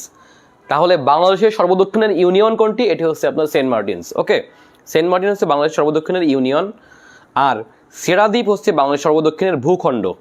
ওকে, তাহলে মনে রাখা দরকার, সেরা দ্বীপ এবং সেন্ট মার্টিন এটা বাংলাদেশের অংশ হলেও বাংলাদেশের মূল ভূখণ্ডের অংশ না। এটি আমাদের প্রশ্নের বিষয়। ওকে, প্রশ্ন যখন একটু ঘুরিয়ে আসবে তখন আমাকে প্রশ্নের অ্যান্সার করতে হবে। এখন পরীক্ষায় সেরা দ্বীপ নাই, এই জন্য কি আমি অ্যান্সার করবো না? অবশ্যই অ্যান্সার করবো। তখন অ্যান্সার কী হবে, সেন্ট মার্টিন। কারণ অনেকে এখনও সেরা দ্বীপকে আলাদা করে দেখে না, কারণ সেরা দ্বীপকে মনে করে এটা ওই সেন্ট মার্টিনের একটা অংশ। ঠিক আছে, তাহলে প্রশ্ন ঘুরিয়ে আসে, এটা একটা বিষয়। আমরা একটু প্রশ্ন কিভাবে ঘুরিয়ে আসে ভূগোলের প্রশ্নগুলো, সেটা একটু আমি আবার দেখব। তাহলে আমরা বাংলাদেশ থেকে একটু দূরে যাই। কোথায় যাব? পৃথিবীর প্রেক্ষাপটে আমি বাংলাদেশকে দেখি। ওকে, পৃথিবীর প্রেক্ষাপটে যদি আমি বাংলাদেশকে দেখি, তাহলে আমি বাংলাদেশকে কীভাবে দেখব? দেখেন, আমরা সবাই জানি যে মানচিত্রের কোন দিকটা কি, এটা সবাই প্রাথমিক বিষয়, সবাই আমরা জানি। তারপরে আবারও বলি, মানচিত্রের উপরের দিকটা কি হয়, সবসময় উত্তর হয়, এটা আমরা সবাই জানি নাকি? তারপর আবার লিখি, উপরের দিকটা সবসময় কি হয়, উত্তর হয়।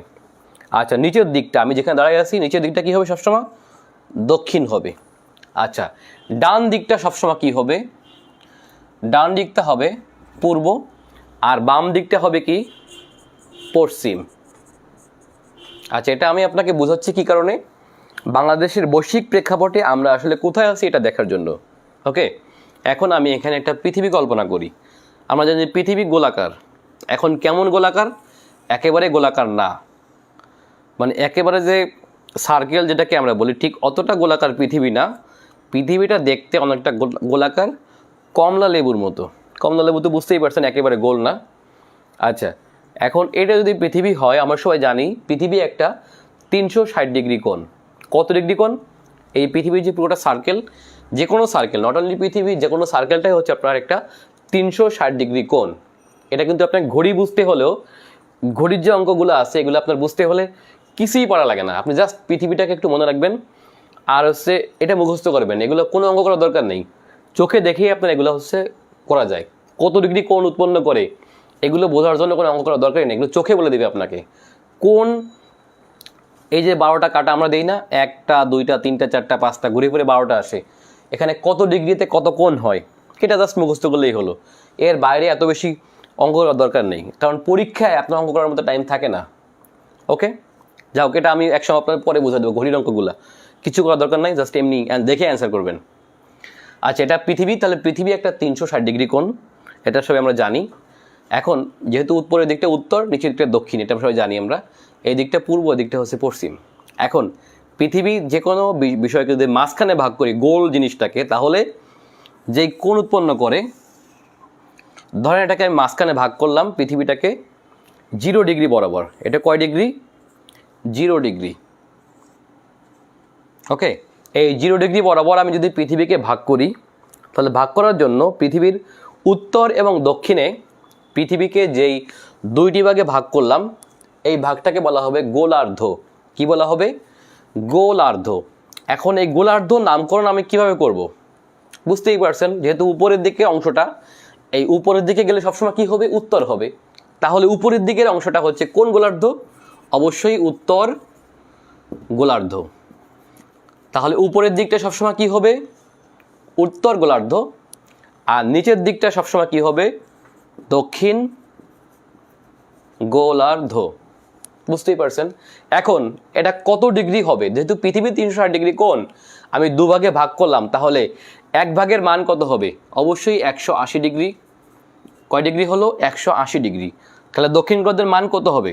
অবশ্যই 180 ডিগ্রি। এখন যদি বলেন যে বিসিএস এর সাথে এটা সম্পর্ক আসলে কি? ওকে, বিসিএস কি এরকম কোশ্চেন আসছে 2-1 বছরে? আসলে বিসিএস সাথে সম্পর্ক থাকুক বা না থাকুক, আপনাকে এই জ্ঞানটুকু যদি না থাকে, এই বিষয়গুলো আপনি না বুঝলে আসলে অনেক কিছু আপনি অ্যান্সার করতে পারবেন না। পৃথিবীতে অনেক কিছু বোঝার আছে, সেগুলো হচ্ছে বুঝতে হলে আপনাকে এই ভূগোলটা যদি আপনি ভালো করে বুঝেন, মানচিত্র যদি আপনি ভালো করে বুঝেন, আপনার পরীক্ষায় প্রশ্ন কমন না আসলেও এটা আপনি পারবেন।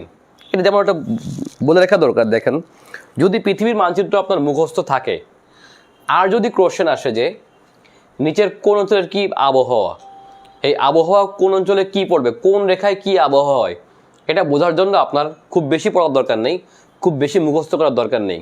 এটা আপনাকে বুঝতে হলে কি, যেমন দেখেন আমি যদি বলি এই যে নিরক্ষরেখা গেছে পৃথিবীর মাঝ বরাবর 0 ডিগ্রি বরাবর। ওকে, এই বরাবর যে দেশগুলো আছে এখানে হচ্ছে আপনার এই বরাবর অথবা এর থেকে 23 ডিগ্রি উত্তরে 23 ডিগ্রি দক্ষিণে যেই দেশগুলো পড়ছে সমুদ্রের তীরে, সেই সব দেশে কিন্তু আপনার ম্যানগ্রোভ বন আছে। কি আছে বলেন তো? ম্যানগ্রোভ বন আছে। এখন পৃথিবীতে ম্যানগ্রোভ বন কোথায় বেশি কোথায় কম, এটা নিয়ে অনেকে বিতর্ক করে। আচ্ছা, বন বেশি রাশিয়ায়, সবাই আমরা জানি। ওকে, পৃথিবীর বৃহত্তম।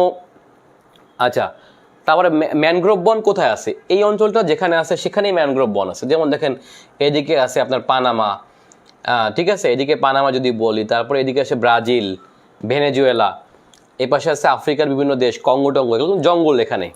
আচ্ছা, এদিকে আসলে হচ্ছে ভারত, বাংলাদেশ, ইন্দোনেশিয়া, ওকে, শ্রীলঙ্কা। এই যে অংশটা আমরা দেখতে পাই এখানে অবস্থিত দেশগুলো অথবা এর পাশের দেশগুলা, এখানে কিন্তু আপনার কম বেশি ম্যানগ্রোভ বন আছে।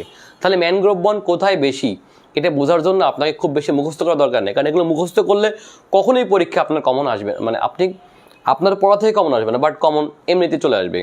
সো আপনাকে এগুলো বুঝলে মোটামুটি কোন অঞ্চলের কী আবহাওয়া হবে, কোন অঞ্চলে ম্যানগ্রোভ বন আছে, কোন অঞ্চলে নেই, এগুলো আপনার এমনিতেই বোঝা যায়। সো এই জন্য মানচিত্র বোঝাটা খুব জরুরি।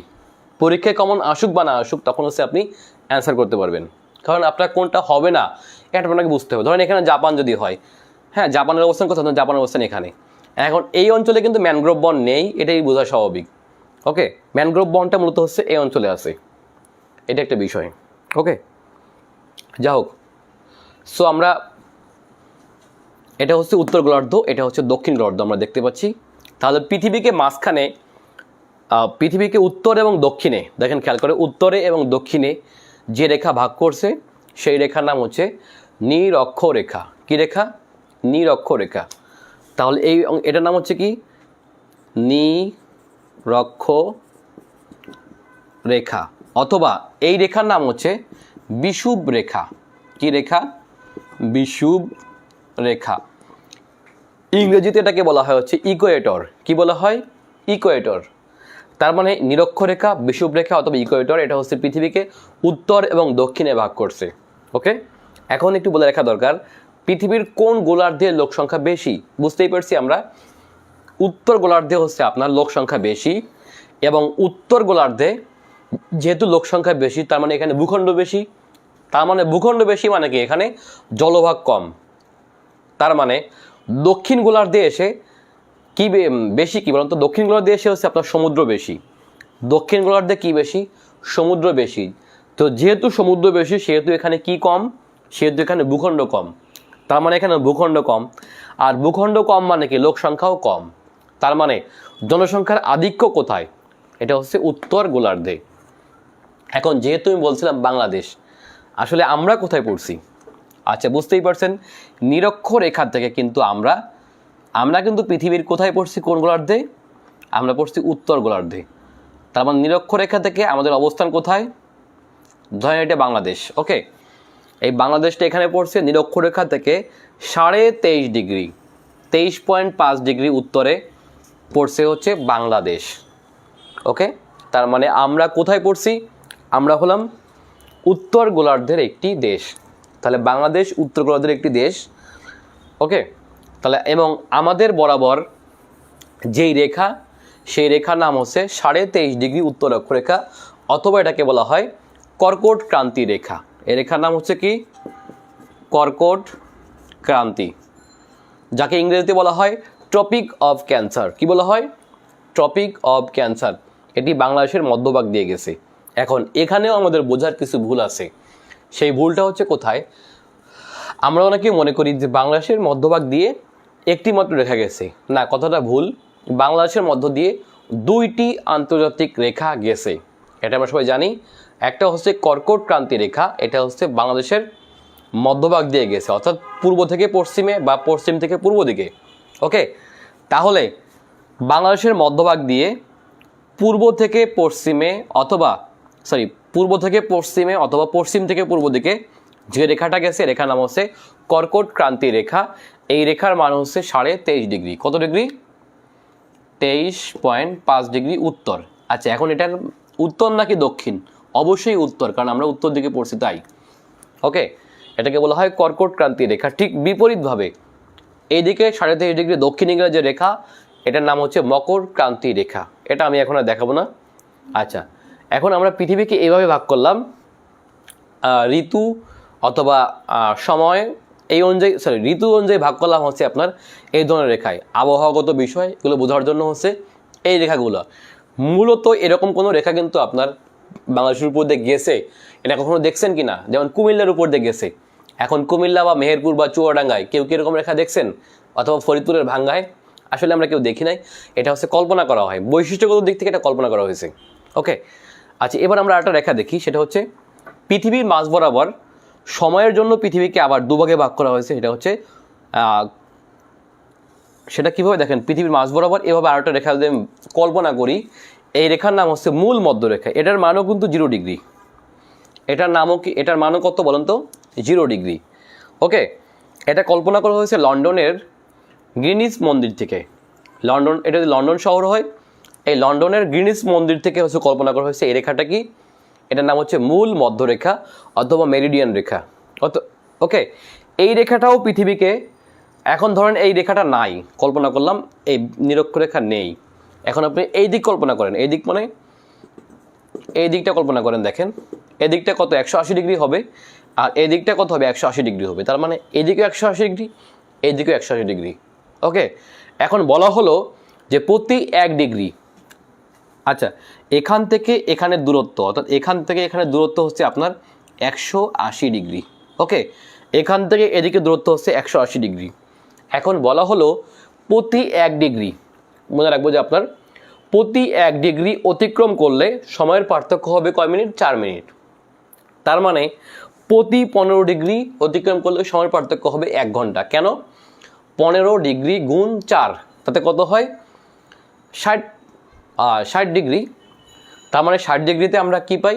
ভুল বললাম, হ্যাঁ, 15 ডিগ্রি অতিক্রম করলে 15 গুণ 4 সমান 60 মিনিট। এই 60 মিনিটকে আমরা বলি হচ্ছে, তার মানে প্রতি 15 ডিগ্রি অতিক্রম করলে সময় অতিক্রম করা হয় কত? 60 মিনিট বা 1 ঘন্টা। এখন এই প্রেক্ষাপটে এখান থেকে দেখেন উত্তর থেকে দক্ষিণে এই রেখাগুলো কল্পনা করা হয়, অর্থাৎ মূল মধ্যরেখা থেকে যে রেখাগুলো হচ্ছে আপনার পূর্ব দিকে এবং পশ্চিম দিকে, ওকে, পূর্ব দিকে এবং পশ্চিম দিকে উত্তর দক্ষিণে সমান্তরাল আঁকা হবে, ওকে। এই রেখাগুলোর মান হবে হচ্ছে আপনার, এই নাম হবে কি রেখা? এই রেখাগুলোর নাম হচ্ছে আপনার দ্রাঘিমা রেখা।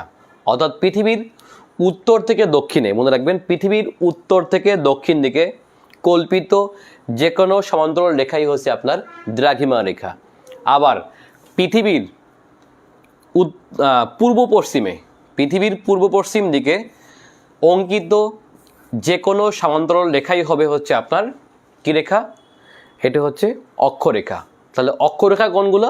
যেগুলো হচ্ছে সোয়ানোগুলো হচ্ছে আপনার অক্ষরেখা, আর যেগুলো দাঁড়ায় আছে এগুলোকে বলা হচ্ছে আপনার দ্রাঘিমা রেখা। ওকে, এখন হিজিবিজি হয়ে গেছে, বুঝতেই পারছেন। আচ্ছা, একটু দেখি আমরা বাংলাদেশটা আসলে বাংলাদেশের মধ্যভাগ দিয়ে এখানে আরেকটি রেখা গেছে, সেটা হচ্ছে উত্তর থেকে দক্ষিণে।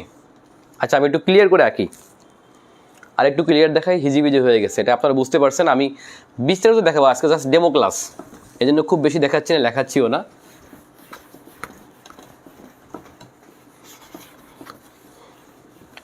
আচ্ছা, একটু বলে রাখার দরকার যে আমি আরেকটু দেখাই, ধরেন এটা পৃথিবী, আচ্ছা এটা হচ্ছে নিরক্ষরেখা, আর এটা হচ্ছে মূল মধ্যরেখা, এটার মানও 0 ডিগ্রি। ওকে, আচ্ছা এখন আমরা কোথায় আছি? আমরা আছি 23.5 ডিগ্রি উত্তরে। আচ্ছা, বাংলাদেশের বিষয়টা ক্লিয়ার করি আমি, এটার মান কত? 23.5 ডিগ্রি উত্তর, তাই না? উত্তর কিন্তু। আচ্ছা, এটা হলো বাংলাদেশ, ধরেন এটা বাংলাদেশ। তাহলে বাংলাদেশের মধ্যভাগ দিয়ে যে রেখা গেছে এটার নাম হচ্ছে কর্কটক্রান্তি রেখা, বুঝতেই পারছেন, যার মান হচ্ছে 23.5 ডিগ্রি উত্তর। আবার বাংলাদেশের মধ্যভাগ দিয়ে আরেকটা রেখা গেছে, কারণ আমরা এমন একটা জায়গায় পড়ছি যেটা হচ্ছে আমাদের মাঝখান থেকে এখানে আরেকটা রেখা গেছে উত্তর থেকে দক্ষিণে, সেই রেখাটার নাম হচ্ছে 90 ডিগ্রি পূর্ব দ্রাঘিমা রেখা। আচ্ছা, এটার নাম হচ্ছে 90 ডিগ্রি, এটার মান হচ্ছে 90 ডিগ্রি। আর যেহেতু মূল মধ্যরেখা থেকে, এটা মূল মধ্যরেখা না, এখান থেকে যেহেতু ডান দিকে যেহেতু পূর্ব হয়, সেহেতু এই রেখাগুলোর নাম হবে পূর্ব দ্রাঘিমা রেখা, আর এই দিকের রেখাগুলোর নাম হবে হচ্ছে পশ্চিম দ্রাঘিমা রেখা। বুঝতে পারছেন কি না? এদিকে নাম হবে পশ্চিম দ্রাঘিমা রেখা। সুতরাং বাংলাদেশের মধ্যভাগ দিয়ে উত্তর থেকে দক্ষিণে যে রেখা অতিক্রম করছে সেই রেখার নাম হচ্ছে 90 ডিগ্রি পূর্ব দ্রাঘিমা রেখা। এই যে 90 ডিগ্রি পূর্ব দ্রাঘিমা রেখা এবং হচ্ছে কর্কটক্রান্তি রেখা, এই দুই রেখা যে জায়গাটা মিলছে সেই রেখার নাম হচ্ছে ফরিদপুরের ভাঙ্গা উপজেলার ভাঙ্গারদিয়া গ্রাম। ওকে, সেই ভাঙ্গারদিয়া গ্রাম হচ্ছে পৃথিবীর এক বিরল জায়গা, যেখানে হচ্ছে আপনার দুইটা আন্তর্জাতিক গুরুত্বপূর্ণ রেখা মিলিত হয়েছে। পৃথিবীতে এরকম গুরুত্বপূর্ণ জায়গা একটাও নেই। কেন নেই? কারণ হচ্ছে পৃথিবীতে এই রেখাগুলো এরকম গুরুত্বপূর্ণ ছেদস্থল আছে মোট 36টা, সেই 36টাই পড়ছে হয় মহাসাগরে, না হলে কোনো মরুভূমিতে যেখানে হচ্ছে জনমানবহীন। কিন্তু একমাত্র ভাঙ্গারদিয়া একমাত্র জায়গা যেখানে এসে হচ্ছে আপনার পৃথিবীর দুইটা গুরুত্বপূর্ণ রেখা মিলিত হয়েছে। সুতরাং এই জায়গাটায় হবে হচ্ছে আপনার মহাকাশ অবলোকন কেন্দ্র, যেটা নাম হচ্ছে বঙ্গবন্ধুর নামে হচ্ছে কি যেন, বঙ্গবন্ধু, যাই হোক মহাকাশ অবলোকন কেন্দ্র, এটা এবার কিছু একটা হবে, বঙ্গবন্ধু মান মন্দির। যাই হোক, বঙ্গবন্ধু মান মন্দির হচ্ছে ফরিদপুরের ভাঙ্গারদিয়া। ওকে, এই স্থানটা খুবই গুরুত্বপূর্ণ, কারণ দেখেন যে আমরা একটু যদি খেয়াল করে দেখি, যেখানে হচ্ছে মূল মধ্যরেখা, এই যে নিরক্ষরেখা দেখতে পাচ্ছি আমরা, দেখেন এটা হচ্ছে নিরক্ষরেখা আর এটা হচ্ছে মূল মধ্যরেখা, পৃথিবীর সব থেকে গুরুত্বপূর্ণ দুটি রেখা। এই দুটো রেখা যেখানে মিলছে সেটা কিন্তু একটা সমুদ্র, এটা হচ্ছে গিনি, আফ্রিকা মহাদেশের গিনি দেশ। এই গিনির দক্ষিণ দিকে গিনি উপসাগর। ওকে, এটা যদি গিনি হয়, গিনি থেকে দক্ষিণ দিকে একটা সাগর, নাম হচ্ছে গিনি উপসাগর।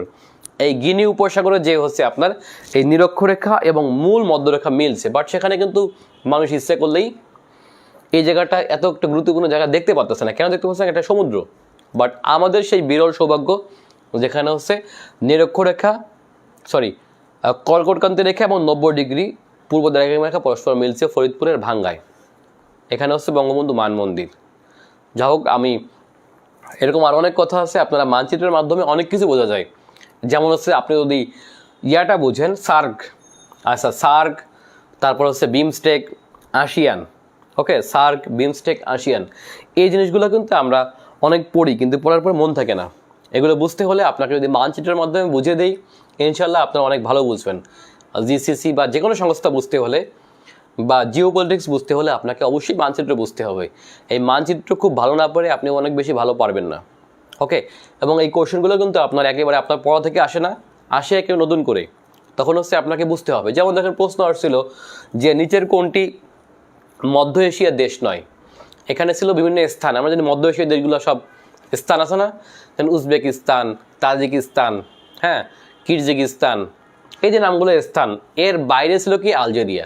এখন আলজেরিয়া কোন মহাদেশের দেশ, এটা কিন্তু আপনাকে আমি যদি ভূগোল না বুঝি অথবা মুখস্থ অনেক সময় থাকে না, বাট ভূগোল বুঝলে এটা খুব ইজি ব্যাপার যে আলজেরিয়া একটা আফ্রিকান রাষ্ট্র, এটা অবশ্যই মধ্য এশিয়ার দেশ হতে পারে না।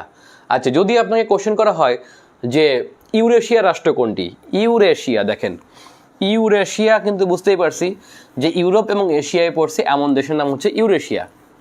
এখন ইউরেশিয়া যদি বলি আপনারা সবাই চলে যাবেন কোথায়, তুরস্ক আর হচ্ছে রাশিয়া। তুরস্ক আর রাশিয়া হচ্ছে ইউরেশিয়ার রাষ্ট্র, বাট না, এর বাইরেও দেশ আছে।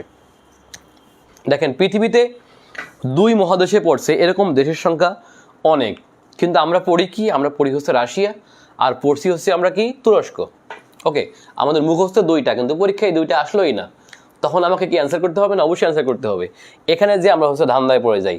সুতরাং আমাকে বুঝতে হবে যে পৃথিবীর কোন কোন দেশ 2 মহাদেশে পড়ছে। যেমন দেখেন রাশিয়া, ঠিক আছে। ইউরেশিয়া রাষ্ট্র কোনগুলো দেখেন, রাশিয়া, তুরস্ক, এর সবাই আমরা জানি এটা 2 মহাদেশে পড়ছে, তাই না? আচ্ছা, রাশিয়া, তুরস্ক এই দুটি আমরা সবাই জানি, বাট এর বাইরে যখন এই দুটো অপশনে নেই তখন আমাদের কি কি আসতে পারে দেখেন। একটা হচ্ছে আজারবাইজান, আজারবাইজান, ওকে। আরেকটা হচ্ছে আপনার কাজাখস্তান। দেখেন কাজাখস্তানও কিন্তু আপনার 2 মহাদেশে বিস্তৃত দেশ। আপনারা দেখবেন যে উরাল নদী, উরাল পর্বত, এটা কিন্তু কাজাখস্তানের মাঝখান থেকে গেছে।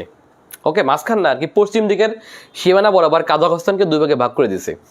অর্থাৎ একই দেশ, বাট আমাদের যেহেতু ইউরোপের সীমানাটা বলা আছে যে উরাল নদী, উরাল সাগর, কৃষ্ণ সাগর, ওকে, উরাল নদী, উরাল পর্বত, আচ্ছা, কৃষ্ণ সাগর, এগুলো হচ্ছে আপনার ইউরোপের সাথে এশিয়ার সীমাও। আরেকটা আছে বসফরাস প্রণালী, মর্মর সাগর, আর হচ্ছে আপনার দার্দানেলেস প্রণালী। মূলত এগুলো হচ্ছে ইউরোপের সাথে এশিয়ার সীমানা ভাগ করছে। এখন দেখেন যে উরাল নদী, উরাল পর্বত, এটা কিন্তু কাজাখস্তানের মাঝখান থেকে গেছে। তার মানে কাজাখস্তান 2 মহাদেশে পড়ে গেছে। যে কারণে হচ্ছে আপনার কাজাখস্তান কিন্তু আপনার একই সাথে এশিয়ায় পড়ছে, ইউরোপেও পড়ছে। এবং কাজাখস্তানের যেহেতু 2 মহাদেশে পড়ছে সেহেতু এটা হচ্ছে ইসি সদস্য। ইসি মানে হচ্ছে ইউরোপিয়ান কাউন্সিল, ওকে। আজারবাইজানের অনুরূপ কিন্তু, ওকে। তার মানে এরা কিন্তু, এটাকে বলা হচ্ছে আপনার কি, ট্রান্সকন্টিনেন্টাল কান্ট্রি। এখন আপনারা এই 4টা পড়ছেন, এর বাইরেও কিন্তু আরও আছে। দেখেন মিশর, যেমন মিশরের সীমানা কিন্তু আপনার 2 মহাদেশে পড়ছে, কারণ সুয়েজ খাল, লোহিত সাগর, আরেকটা হচ্ছে আপনার এগুলো হচ্ছে আপনার সীমানা ভাগ করছে, মহাদেশীয় সীমানা, ওকে। তখন হচ্ছে আপনার মিশর 2 মহাদেশে পড়ে গেছে। আচ্ছা, এর বাইরেও আরও কিছু ভূখণ্ড আছে যেগুলো আমাদের জানতে হবে। যাই হোক, যেগুলো পরীক্ষায় আসবে না বা পরীক্ষায় আসার মতো না, এত এইসব বিষয় আমরা খুব পড়াবো না, বাট পরীক্ষায় আসবে বা আসতে পারে, এগুলো আমরা এখানে পড়বো। যাই হোক, আপনারা আজকের ক্লাসটি আমি খুব সংক্ষিপ্ত করি, কারণ খুব বেশি সময় নেই। আপনারা যারা ভর্তি হতে চান আপনারা ভর্তি হতে পারেন। আমার কোর্সটি আপনারা করলে ইনশাল্লাহ উপকৃত হবেন। আমরা মানচিত্রের মধ্য দিয়ে আমাদের ইতিহাস শিখব, এবং মানচিত্র না শুধুমাত্র, যেগুলো যেভাবে পড়া দরকার আমরা সেভাবে পড়ব, ঠিক আছে?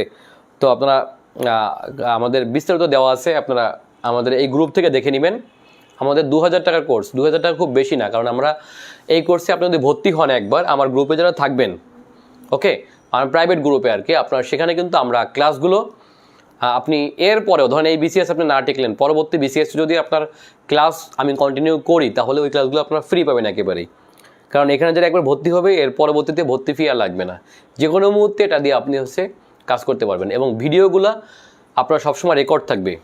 আমার যে প্রাইভেট গ্রুপে আপনার ক্লাস হবে সেখানে আপনার অলওয়েজ হচ্ছে আপনার রেকর্ড থাকবে। সো আপনাদের ক্লাস মিস করলে পরবর্তীতে আপনারা ক্লাসগুলো দেখে নিতে পারবেন ইনশাল্লাহ। আর নোট তো শেয়ার হবেই, আমরা পিডিএফ শেয়ার দিব প্রায়ই। এখান থেকে আপনার রেগুলার মডেল টেস্ট হবে, আপনার চর্চাও হয়ে যাবে মোটামুটি। আর বই তো বের হবে, আপনার ভর্তি হলেই আপনার বই ফ্রি। এই যে আপনার নভেম্বরের শেষে অথবা ডিসেম্বরের প্রথম দিকে আমরা বই পেয়ে যাব, কারেন্ট অ্যাফেয়ার্স ম্যানুয়াল, এই বইটা আপনারা সম্পূর্ণ ফ্রি পাবেন। সুতরাং 2000 টাকার কোর্সের মধ্যে কিন্তু আমি প্রায় 260 টাকার বই দিব আপনাদেরকে। সো এটা বুঝতেই পারছেন, ম্যাটেরিয়ালস দিব, সব মিলে হচ্ছে ইনশাল্লাহ ভালো হবে। এবং সবাইকে ধন্যবাদ। ক্লাসটি আপনারা শেয়ার দিয়ে রাখুন। ধন্যবাদ।